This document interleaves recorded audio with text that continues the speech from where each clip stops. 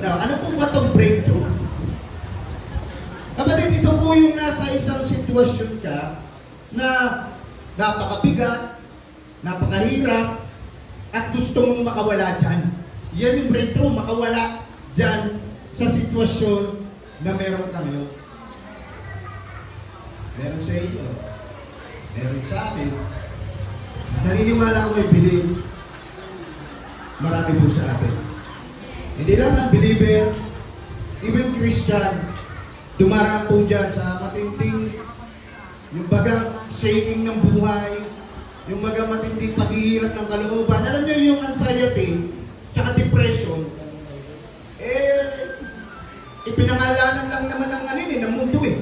Alam mo ang pangalan talaga, yung matinding emosyon na yan, yung matinding paghihirap na yan, tama? Medical, di ba? Pinangalan lang ng medical yan. Ayun, tawag dyan anxiety. Ang tawag dyan depression. Pero totoo, hindi po. Ano? Kumbaga, pag tinignan natin ng Bible, ang tawag natin dyan, ito yung matinding shaking, matinding breaking. Ito yung matinding binabasag ka ng Panginoon. Kaya misa akala mo, anxiety ito. Paghihirap to na pinagdadaanan ko. Hindi, kung minsan, pinapadaan tayo ni Lord dyan para mas maging matatag tayo. Amen? So, yun po yun. Yung breakthrough, ito yung gusto mo nang makawala sa pinagdadaanan mo ngayon. Kung bagang baon na baon ka na sa utang. Amen! Amen! Kung bagang baon na baon ka sa utang. Oh, sino ba dito walang utang? Oh, bakit ito? Itong dalawa, walang utang. Ano? Kami, meron. Ano? Meron ako, meron. Iba sa inyo, hindi utang sa tao, pero may loan. Tama? May mga loan tayo, lahat tayo. Ano? So gusto natin, kumbaga yung breakthrough, makalis na talaga tayo dito eh. Yung wala na tayo, ano baga? No? Makalaya tayo sa pagkakabaon natin. Sa pagkakautang. So yun po yung sitwasyon na sinasabi ko mga kapatid. Na hindi lang ikaw ang may gusto na makaalis dyan. Alam mo, hindi nais ni Lord eh. Hindi nais ng Panginoon na nandiyan ka sa sitwasyon na yan. Hindi po. Pero kailangan kang padaanan ng Panginoon dyan para maranasan mo yung breakthrough na nagmumula sa Kanya. Okay? Gusto ng Panginoon magkaroon ka ng breakthrough. Amen? Amen. O, so, kaya ngayong umaga po, yan ang pag-uusapan natin. Sa breakthrough. At ang title po natin, pakita ko po yung title. Mabagal po yung internet.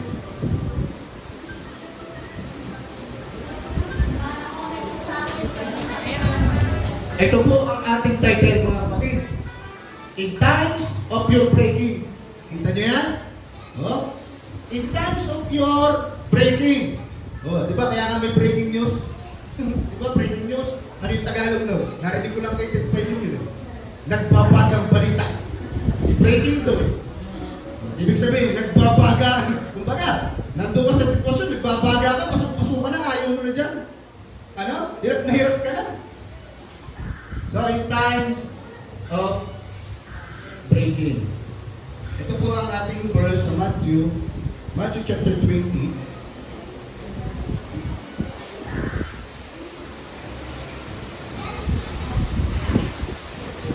Matthew.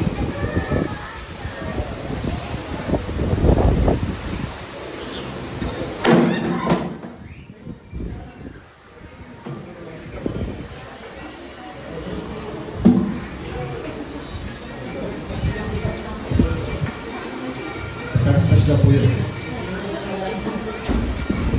Matthew chapter 20.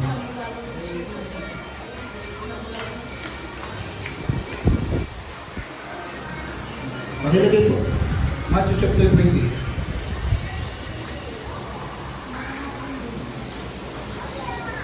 Okay. Ito po ang salita ng Panginoon na pagbubulan natin sa umagang ito. At sabi itong na lang. Sabi po dito, nang palis na sa Jericho, si Jesus at ang kanyang mga tagasunod, sinundan sila na napakaraming tao. Samantala, may dalawang bulag. Okay? Take note, may dalawang bulag. Doon na nakaupo sa kabilang daan, nang marinig nilang dumaraan si Jesus, sumigaw sila, Panginoon, David, maawa po kayo sa amin. Pero sinuway sila ng mga tao at pinagsabihang manahimik. Ngunit lalong pa nilang nilakasan ang kanilang pagsigaw. Panginoon, anak ni David, maawa po kayo sa amin. Tumigil si Jesus, tinawag sila at tinanong, anong gusto niyong gawin ko sa inyo? Sumagot sila, Panginoon, gusto po naming makakita. Naawa si Jesus sa kanila, kaya hindi po niya ang kanilang mga mata, agad silang nakakita at sumunod kay Jesus. Manalangin tayo, dakilang Diyos, nahayag po ang salita. Ano po ang nakapaloob ng mensahe ng Panginoon? Ano po, Panginoon, ang nais mong sabihin sa kanila? Kaya ako, Panginoon, na magamit mo ang buhay ko para maipangaral ito at may ibahagi sa kanila ano po ang tinanggap ko sa iyo, Panginoon. Thank you so much, Lord. Sa iyo po namin ito pinagkakatiwala sa pangalan po ng aming Panginoon Jesus. Amen. Amen. Napansin niyo, last preaching ko po, matatandaan ko, kung matatandaan niyo, ang preach ko po, parang katulad dito, di ba? Kay ninyo yun. Sino yung bulag na yun? Si Bartimeus, di ba? Pero dito, dalawa to. Pastor, magkaiba ba yan? Kasi yun sa Jericho din, ito sa Jericho din. O, hindi mo magkaiba yan. Ang pinaniniwala po ng mga scholar dyan, dahil sa dami naman talaga ng pinagagaling ng Panginoon. At ang paniwala ng mga scholar, yung isa sa dalawang to, si Bartimeus. Dahil yung mga disciple, kilala yung tatay ni Bartimeus, kaya siya lang yung tinawag. Alam mo kasi sinabi doon sa kabila na isa lang ang bulag eh. Pero si Bartimeus ang na-highlights doon sa kabila. So maraming pinagaling ang Panginoon noong mga panahon na ito. Pero tingnan natin, next slide po.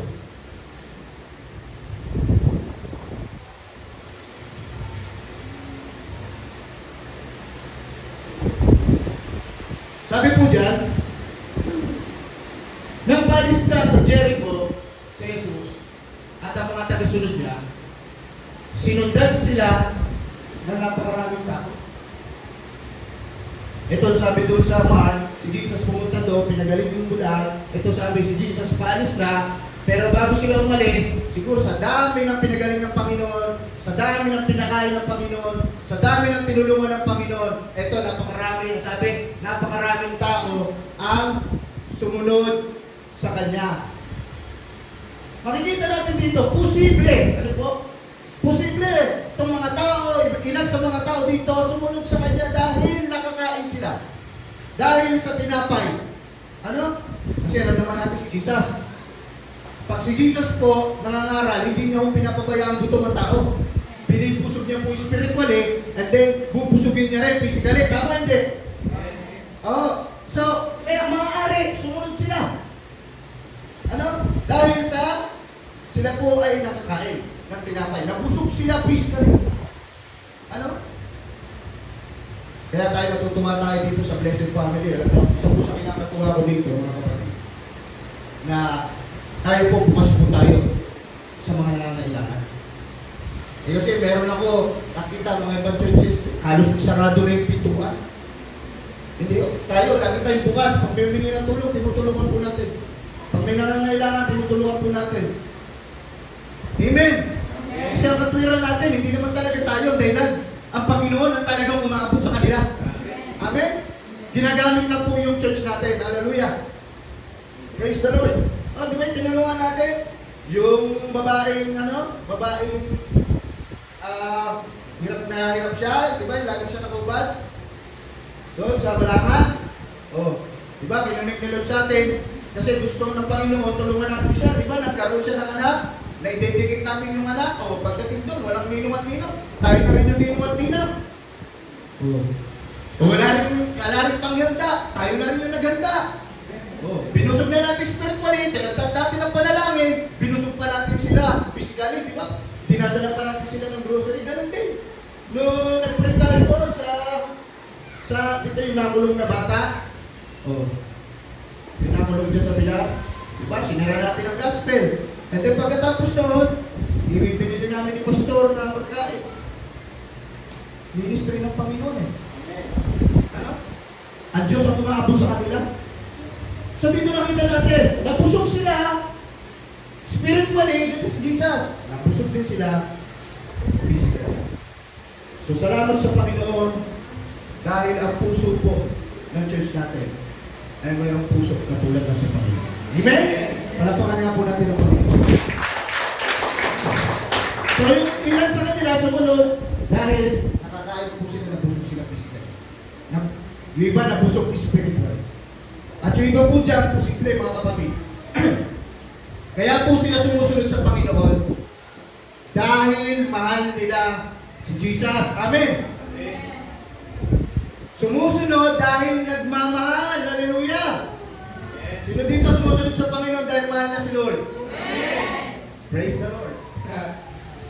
So, that is, yan yung pinaka-motivation natin. Yan yung dapat dahilan kung bakit tayo sumusunod sa Panginoon.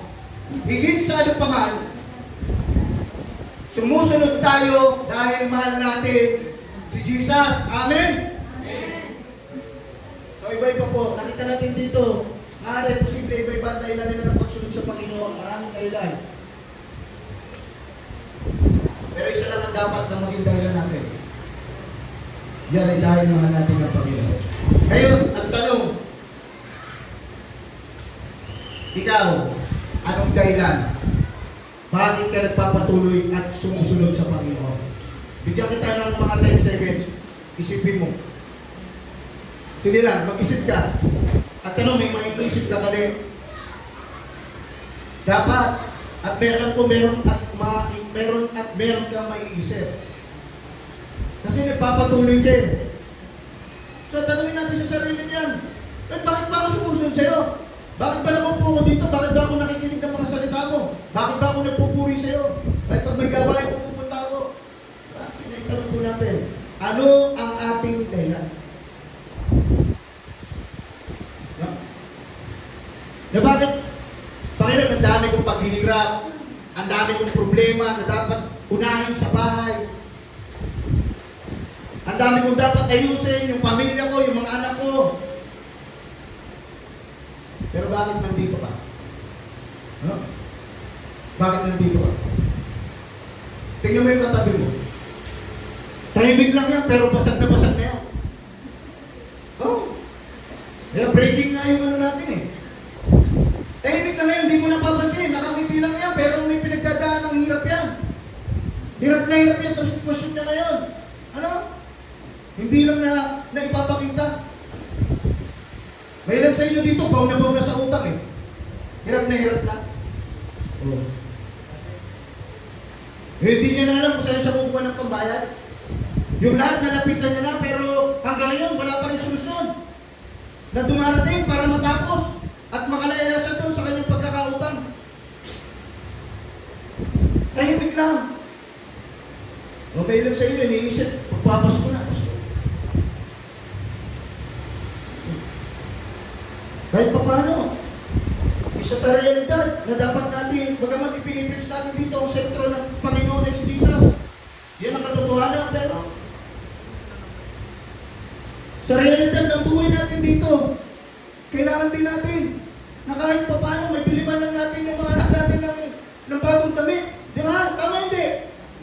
Na makikita ng mga anak natin, yung bagong damit ng mga kalaro nila, yung kaibigan nila, ka-eskwela nila, bagong sapatos. Pero tayo, siyempre, bilang magulang, nagdi-deserve din tayo. Ngayon, magpapasko, iniisip natin yun. Hindi mo lang kung saan makukuha. Tahimik lang yung katabi mo. Pero dinaranas mo.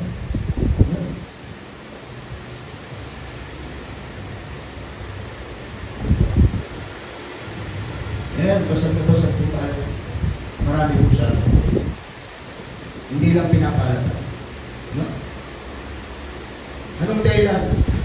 Bakit nagpapatuloy ka? Sa kabila ng lahat ng pinagdadaanan. Hindi mo masagot? Ako sasagot para sa iyo. Kaya ka nakakapagpatuloy sa kabila ng hirap na yan, sa kabila na napakarami mong problema na dapat mong unahin sa labas, pero nandiyan ka, nagpupuri ka, sumasamba ka sa Panginoon, ako ang sasagot sa iyo pa, dahil baka hindi mo alam. Yan ay dahil sa pagmamahal mo sa Panginoon. Pagmamahal po ang tawag dyan, kapatid. Lagi po natin sinasabi dito, ang pagmamahal hindi sinasabi.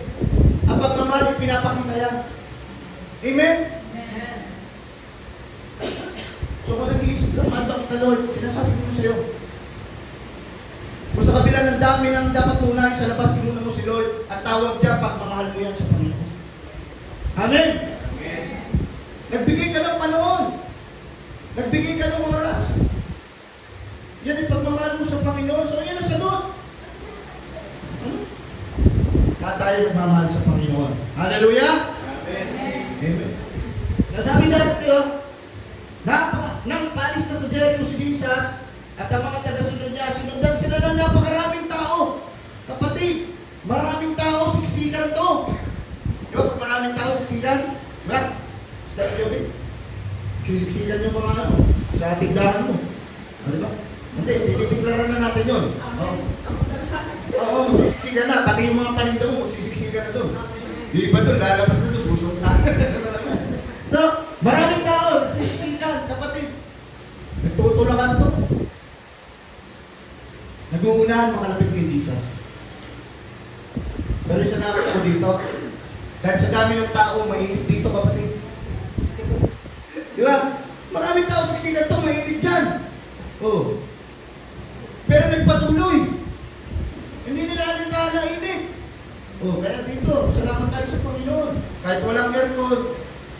Ano? Mainit, pero nagpapatuloy tayo. Pero praise the Lord. Tinagtag naman tayo ng electric fan. Ano? Purihin ng Panginoon. Ano? Kahit mainit sa loob ng church, magpatuloy. Hallelujah! Kahit walang aircon, hallelujah! Sila nga, nasa ilang na lugar lang sila eh.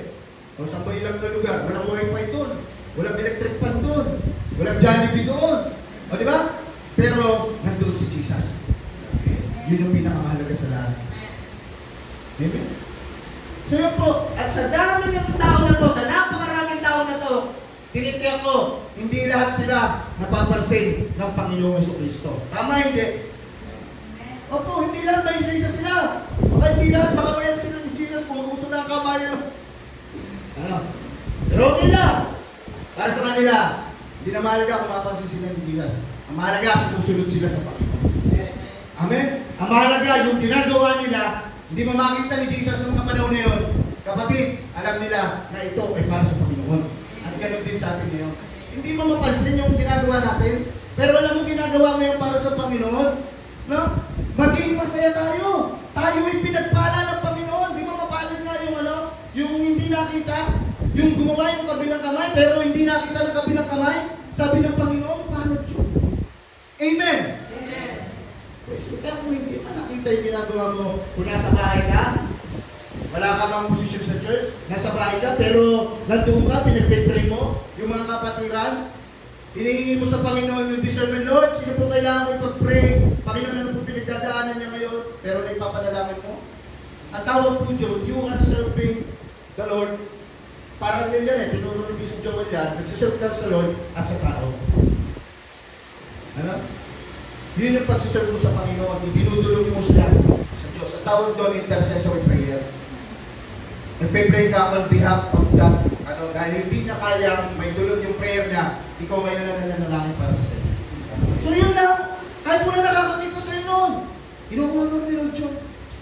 Tinatanggap ng Panginoon at natutuwa ang Diyos doon. Tama po ba? So dito ang daming tao. Next verse. Samantala, may dalawang bulag doon na nakaupo sa tabi ng daan. Nang marinig nilang dumaraan si Jesus, sumigaw sila. Anong sinabi nila? Panginoon, anak ni David, maawa kayo sa amin. Sumigaw sila. Sa English po, sa ibang version, they cried out. Ano? Nagsusumigaw sila na umiiyak sa Panginoon. Minsan kailangan natin umiyak kay Lord. Amen. Minsan kailangan natin umiyak pag nabigat na tayo sa mga pinagdadaanan natin. Dito, matindi po kasi pinagdadaanan nila. Kaya, grabe na po yung kanilang pagsigaw, grabe na po yung kanilang yung talagang pag-ano sa Panginoon.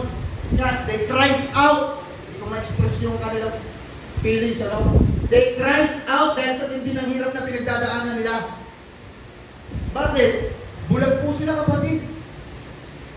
Tama? Alam niyo, bulag ang hirap niyan. Pumikit ka nga lang eh. Tapos maglakad ka, hirap na hirap ka. Di ba? Tayo nga, mag-promote lang, hirap na hirap tayo eh. Di ba? Ano ba yung kurente na yan? Nakakainis yung pinal ko na yan. Bulag na lang, murahin yung pinal ko eh. Di ba? Hirap na hirap tayo, promote pa yun. Eto, bulag to. Well, di ko lang alam kung mula pagkabata. Pero sabi ng mga eskola, mula pagkabata, kung dalawa ito, bulag na to.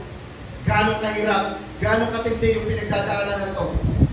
Kung ikaw yung nandito, gugustuhin mo rin talaga magkaroon ng breakthrough, makalis na sa ganyan sitwasyon. Tama po ba hindi? Tama?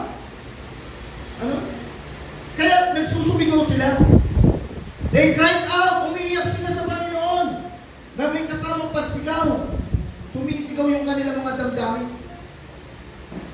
Natulungan sila ng Panginoon Jesu Cristo. Kapag pagbigat na bigat ka na, iiyak mo din kay Lord. Amen! Amen. Alam niyo, pagdating sa presensya ng Panginoon, wala pong titulo-titulo dito. Pagdating sa pananambahan sa Panginoon, wala pong pastor-pastor dito. Sa presensya ng Diyos, sa harapan ng Diyos. Opo. Wala po dito. Ako may posisyon ako. Ako may titulo ako. Ako malaki sahod ko. Ako mataas pinag-aralan ko. Ako may pera ako. Kaya pagka nandito ako, okay lang sa akin kahit nakaganyan lang ako. Pagka oras ng pananambahan at nasa presensya ng Panginoon, hindi yun. Mga kapatid, pinagpala po yung mga tao na sa kabila ng achievement sa buhay, sa kabila ng taas ng pinag-aralan, sa kabila ng dami ng pagpapala na binibigay sa kanya ng Panginoon, pagdating sa presensya ng Diyos, nakukuha niya pa rin magpakumbaba. Pinagpala ang mga tao na nagpapakababa at itataas sila ng Diyos. Sabi ng Bible. Pero ang mga nagpapakataas, ano sabi ng Bible? Ibinabagsak ng Diyos. Amen. Kaya kapatid, basta tayo may nararating po tayo sa buhay, ano? Kapatid, kailangan manatili po tayo nakayugo sa harapan ng Panginoon. Nagpapakababa tayo sa presensya ng Diyos. Hallelujah! Parang palay. Ano yung palay? Di ba yung palay gano'n? Habang tumataas, dumadami yung bunga niya, yung puti-puti. Ano sabi? Mahapay siya, yung uyuko. Amen? Ulitin ko, sabi ng Bible, mapalad ang taong nagpapakababa. Sila yung tinataas ng Diyos. Hallelujah. Praise the Lord. Alam niyo po, hindi ko naman kailangan itago sa inyo eh. Dahil din naman binasag ako ng Panginoon eh. No? Hindi ko itago sa gusto rin doon. May nandito eh. Ako na lang. Binasag tayo ng Panginoon. O ako na. Binasag ako ng Panginoon. Pero alam niyo, tapos akong basagin ni Lord, hindi ako sa Panginoon eh. Ano? Basag na basag ako pero alam ko sino na makakatulong sa akin. Tulad nila. Nagsumigaw yung damdamin ko. Sinigaw ko sa Panginoon. Iniyak ko sa Panginoon. Alam nyo, after po noon, meron pong breakthrough. Amen. Gusto na sa breakthrough, hindi ko nakita sa buhay lang. Wait lang, papaunawa ko po siya. Bakit yun? Parang wala pa rin naman yung wallet mo sa breakthrough mo. Wait lang, papaunawa ko siya. Alam? Binasag ako ni Lord. After noon, mga kapatid, alam niyo po ba, nagkaroon ako ng breakthrough sa ministry. Amen. Opo. Binubuli ko talaga eh. Sabi ko, Lord, ito, dahil nung ito tungkol sa breaking, Lord, ito, hanggang sa times ng pagbasag, merong breakthrough. Lord, binasag mo ko nung nakaraan linggo ah. Nung nakaraan buwan ah. Anong breakthrough mo, Lord? Doon, pinaunawa sa akin ng Panginoon. Nagkaroon ka ng breakthrough sa ministry mo. Anong breakthrough sa ministry mo? Alam niyo, pinakita ko sa akin. Alam niyo po ba, nung nagturo ako sa APCHI, first time ko po yun, na nakapagturo ko sa isang lugar na wala pong connection sa church, wala connection koneksyon kay pastor, walang koneksyon kahit sa sino kapatiran. First time ko po yun, kasi kada magtuturo ko, kundi kay pastor na kulit, kundi sa church na kulit, isa sa na kulit po sa inyo. Pero yung po, tumalon ako doon sa comfort zone ko. Ibang comfort zone po talaga, yun sa unilod sa comfort zone, talagang mag-isa lang po ako doon. Sabi, wala akong kasama na, para makalis ka sa comfort zone mo. Para sa akin po, breakthrough yun para sa ministry. Amen. First time po nangyari yun. After po, pinasok yun. Gagamitin niya pala ako doon sa lugar. Alam niyo, naging epektibo po. Naging epektibo po. Napag-share ako ng gospel doon. Natulungan po yung mga manggulang. Ngayon po, naging barkadang ko po yung mga nanay doon. Nag-disciple ko po sila. Natutulungan ko sila mag-pray.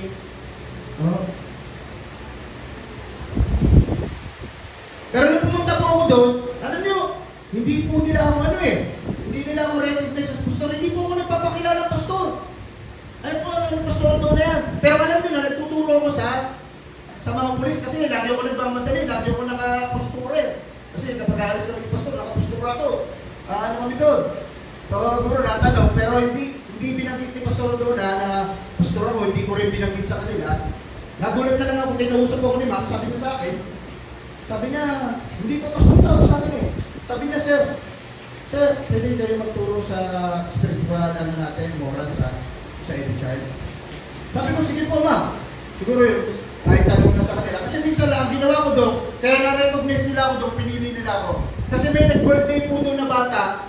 Siyempre tayo, pag may nag-birthday, siyempre bilang pastor, hindi naman natin kaya tiisin na hindi may pag-pray yung bata, matatapos na yung celebration, di pa natin pag-pray man lang yung bata. O kaya ako, nilapitan ko yung bata. Sabi ko, mami, pag-pray ko po si baby niyo. Pinag-pray ko. Siguro sa inyo nagsabi.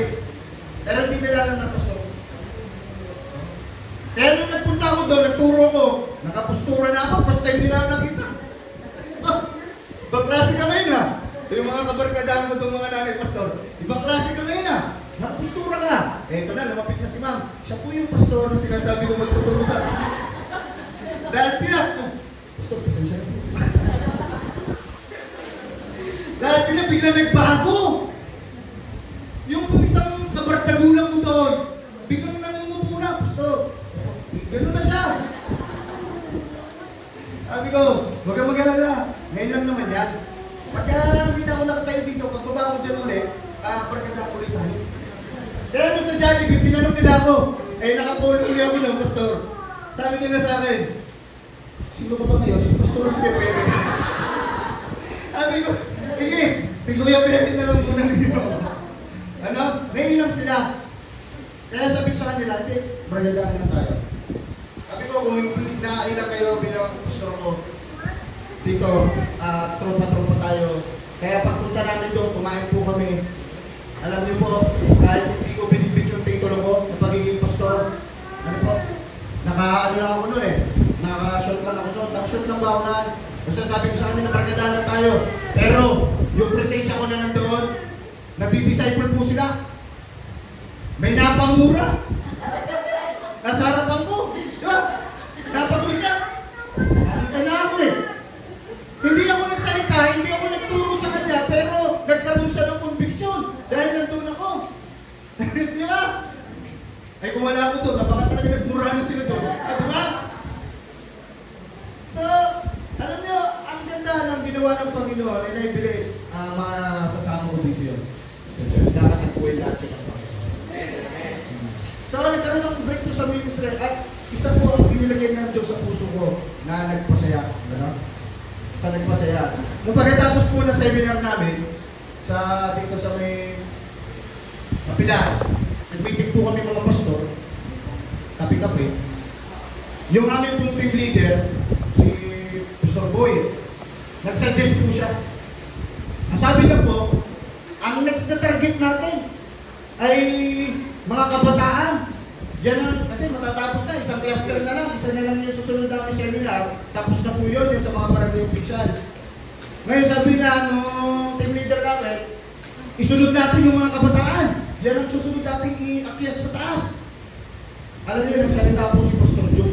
Si Pastor John, ito yung, masabi natin, hindi ba naman hindi siya yung team leader, pero masabi natin siya yung pinaka-ahead talaga eh. Yung pinaka-ano sa ministry.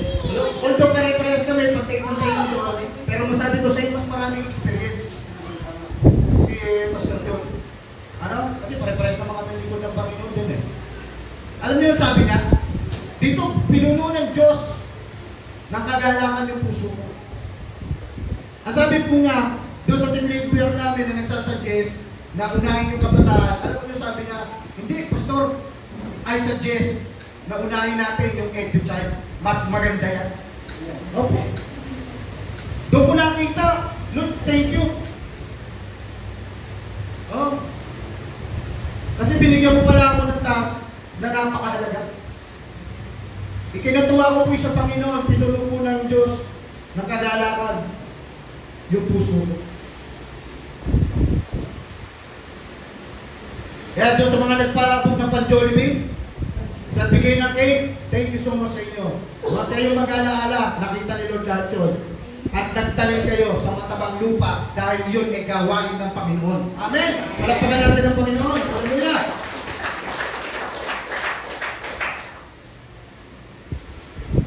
So yun po, matapos akong basagin ni Lord, nagkaroon ng breakthrough. Ganon din po sa atin. Kaya kung basag na basag ka ngayon, may breakthrough na si Lord na nakalaan para sa iyo. Amen! Praise the Lord! May quotation po ko yan. Next slide. Gusto ko pong maliwanag po sa atin ito, mga kapatid.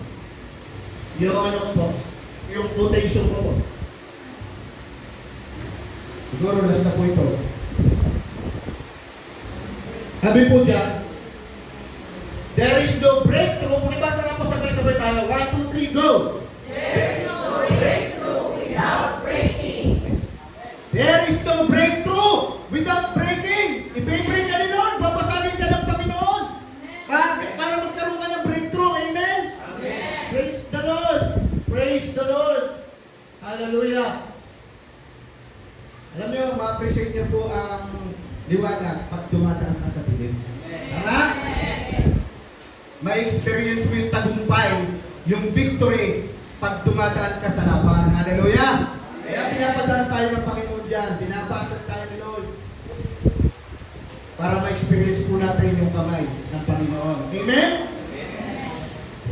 Salamat sa Panginoon, ano? Kaya misa, ipagpasalamat natin. Kaya sabi ni Santiago, magpasalamat kayo kung dumaranas kayo ng mga pagsubok.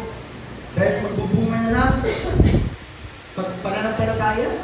Oh, di ba? Di ba ang ganda? Pagpasalamat natin kung binabasa tayo ni Lord. Hindi tayo magpapasalamat sa sitwasyon, mahirap eh. Wala mo, pasalamat ako Panginoon kasi ganito kahirap. Hindi, pasalamat mo na alam mo sa sarili mo na Lord, kaya ako dumadaan dito, binabasa ko ako, inaayos ko ako, at alam ko, iaalis mo ko dito, Panginoon, alam ko, palalakasin mo ako, at paglabas ko dito, tulad ni Jonah. Nung nakalabas siya sa loob ng balyena, o ano nangyari? Paglabas na ng loob ng balyena, delegation ni Lord sa loob ng balyena. Paglabas na doon, ano nangyari? Yung isang buong bayan po, naligtas, ginamit si Jonah. Amen? Paglabas mo dyan, gagamitin ni Lord ang buhay mo. Hallelujah! Praise the Lord, palakpakan natin ang Panginoon. Praise God. Next verse. And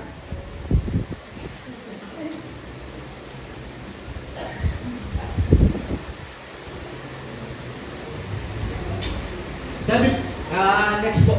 Yan, sige po doon.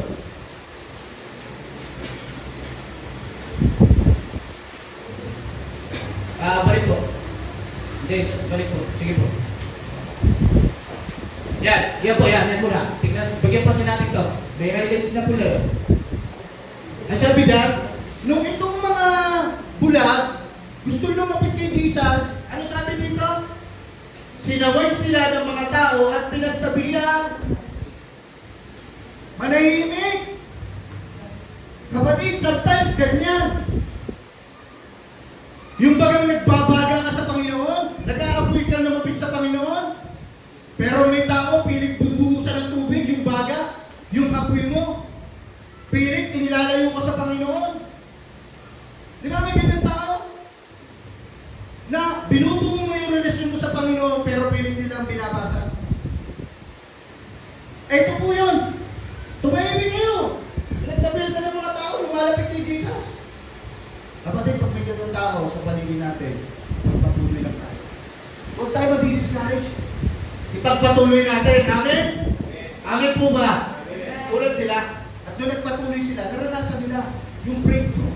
Nakaraya sila doon sa paghihirap nila. Amen? Next verse. Ito na lang po. Meron pa pala akong naka-highlights. Ngunit, lalo pa nilang nilakasan ang kanilang pagsigaw. Hindi ko alam kung gaano kalakas po yung pagsigaw na ano dito. Ni-imagine ko po, puro talagang, Lord! Talagang malakas ang pagsigaw. Panginoon! Anak ni David! Ayan. Ba't ba sabing anak ni David? Kasi po si Jesus, doon po sa linya, sa lahi ni David. At sino po ba itong si David? Si David po, lingkod ng Diyos. Matindi po ang anointing ni David, lalo na doon sa labanan, yung binigay na anointing sa kanya ng Panginoon. Sa digmaan. Doon kasi, yung kasi isa sa matinding anointing na binigay sa kanya ni Lord. Yung pagdating po sa digmaan at kaya hindi binigay sa kanya yung yung paggawa ng simbahan, hindi po sa kanya yung binigay yung sa anak niya. Kasi puno-puno na ng dugo yung kamay niya sa gera. Yun yung anointing niya. Kaysa naman ibigay. Tingnan ito. Panginoon, anak ni David. Si David po, lingkod ng Diyos. Sino po makakapagsabi dito na agree kayo sa akin na ito talaga si David, sobrang malapit na malapit ang puso ng Diyos sa kanya. Yung Bible nagsabi nun diba? Malapit ang puso ng Diyos sa kanya, matindi ang anointing, may relasyon sa Diyos. Nagkamali, hindi. Yes. Nagkasala, hindi. Yes. Nagkamali po siya. Nagkasala po siya, mga kapatid. Pero, nung nakita ng Diyos yung pagpapakababa, pagsisisi niya, ibinalik ng Diyos yung kagalakan ng kanyang kaligtasan. Amen. Amen.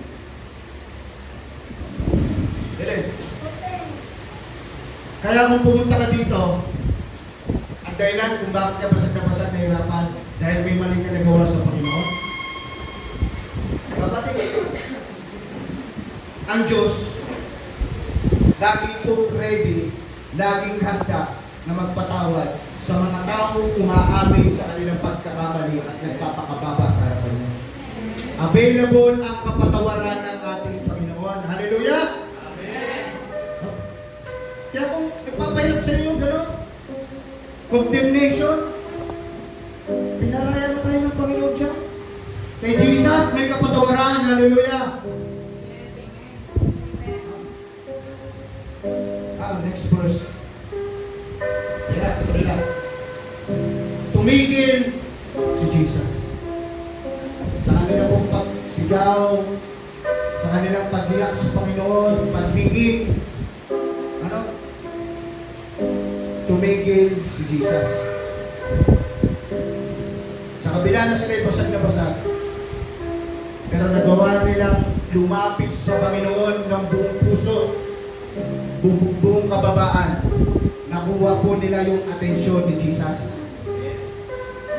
Naglalakad po si Jesus, sila po nagsumigaw sa Panginoon. Ano sabi ng Bible? Huminto si Jesus. Nakuha nila yung atensyon ng Panginoong Jesucristo dahil sa kanilang pagpapakababa, pagsusumigaw, at paghingi ng tulong sa Panginoon. Okay? Jesus tumigil. Kapatid, tayo po. Baka tayo po, hirap na po tayo. Hindi pa natin may suko sa Diyos sa lahat.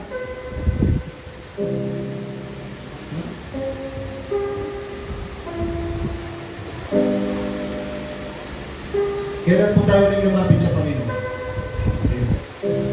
Kailan na po siya mo? Kailan ka uling lumapit sa Panginoon? Sinabi mo, Panginoon, di ko na kaya, hirap na ako.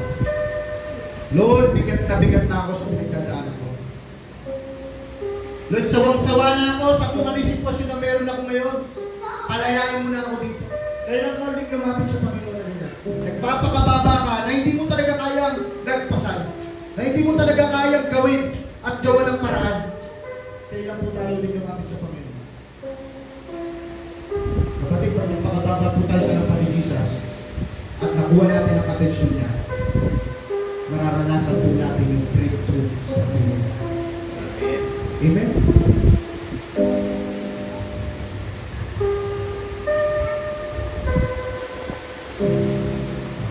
Tayo po ito ngayon na panalangin sa Panginoon.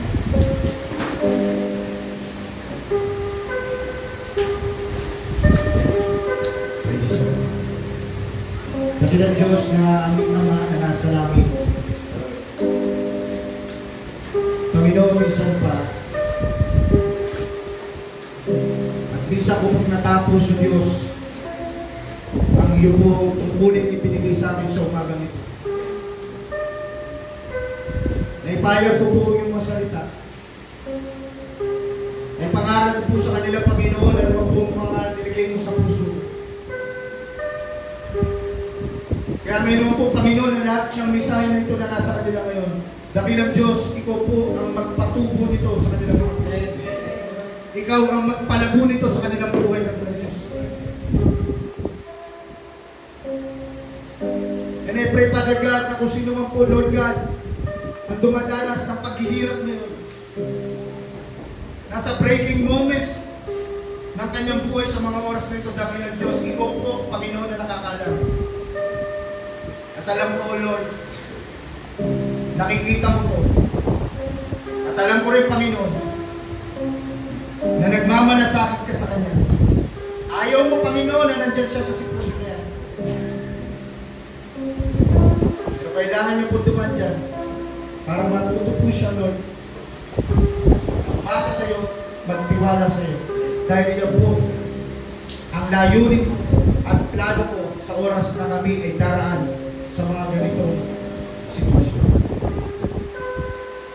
Salamat po, Panginoon, sa lahat ng dumaraan ng problema, financially, dakilang Diyos.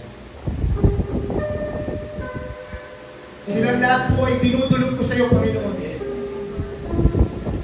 Ano man yung pangangailangan nila, Panginoon, financially, malaki, maliit, Panginoon, katagpuin mo po ito, Panginoon, sa mga oras na ito, sa pangalan ni Jesus. Sa pangalan ni Jesus. Maging ganun, Panginoon, yung mga may problema sa kanilang pong pamilya, sa kanilang asawa, sa kanilang magulang, sa kanilang mga anak, dakilang Diyos. Ikaw po ang mag-restore ng family nila, ng pagmamahalan sa kanilang pamilya, sa pangalan ni Jesus. Sa pangalan ni Jesus.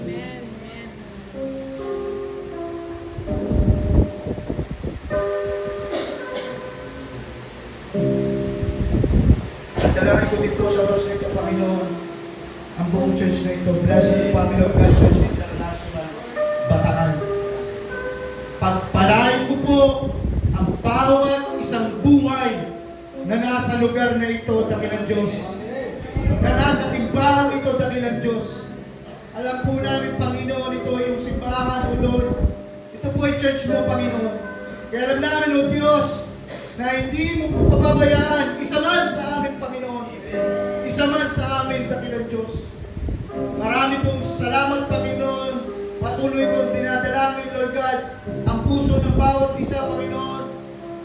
Sinasalamsan, nire-review, inaalis po namin, Panginoon, any division, Panginoon.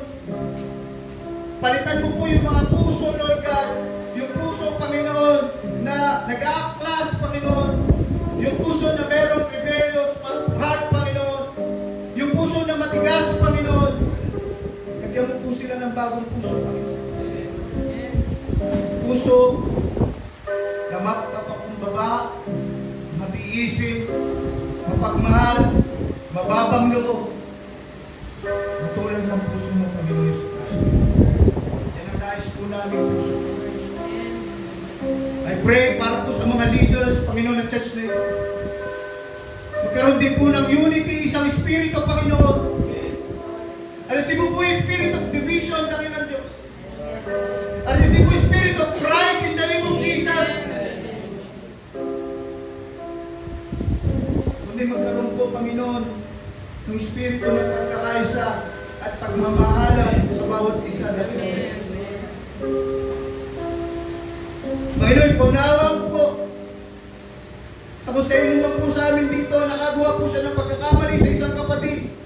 Panginoon, ibaba mo po ang puso niya, matuto po siya ng God, tulungan mo siya matuto na magpakumbaba, humingi ng tawad sa kanyang kapatid. At maging ganun, Panginoon, yung aming kapatid na nagawa namin di maganda dakilang Diyos, tulungan mo po siya, Panginoon, na magkaroon ng puso na mapagpatawad, Lord. Buhin mo po ang pagmamahalan sa simbahang ito. Buhin mo po ang pagmamahalan. Marami pong salamat, Panginoon. Pagpalain mo rin po ang aming mga pamilya. Pangunahan at pagharian mo po, Panginoon, ang lahat ng aspeto ng aming mga buhay. At higit sa lahat, O Diyos, dinudulog namin sa oras na ito. At patuloy, hindi po kami titigil, Panginoon, na ilaban po ang mga mahal namin sa buhay, dakilang Diyos, na wala pa sa lugar na ito. Dakilang Diyos, ikaw po ang pumatagpo sa kanila. Iligtas mo po sila, Panginoon, sa parating na kapamakan, O Diyos. Mahal po namin sila, Panginoon. Nakikita mo po ang pagmamahal namin sa kanila, O Diyos. Kaya alam namin, Panginoon, natutulungan mo po sila, kakatagpuin mo po sila. Salamat po, Panginoon. Salamat, pinangawa ka po namin ang pangako mo. Na lahat ng mahal namin sa buhay, kung saan bahayan namin, ay maliligtas, O Diyos. Thank you so much, Lord God. Wala na po kami ibang hanapin. Ikaw na po, Panginoon, ang kabuuan ng aming buhay. Salamat sa lahat ng pagpapala, salamat sa lahat ng biyaya, Panginoon. Salamat sa iyong salita na patuloy nagbibigay ng kalakasan sa amin. Patuloy nag-iingalan sa amin para kami makapagpatuloy, O God. Thank you so much, Lord. Hanggang sa huli, Panginoon, pangahawakan namin ang lahat ng pangako mo sa aming mga buhay. Marami pong salamat, Panginoon. Maluwalhati ka, madakila ka sa pangalan ng Ama, ng Anak, at ng Espiritu Santo. Lahat ng anak ng Diyos magsabi ng Amen!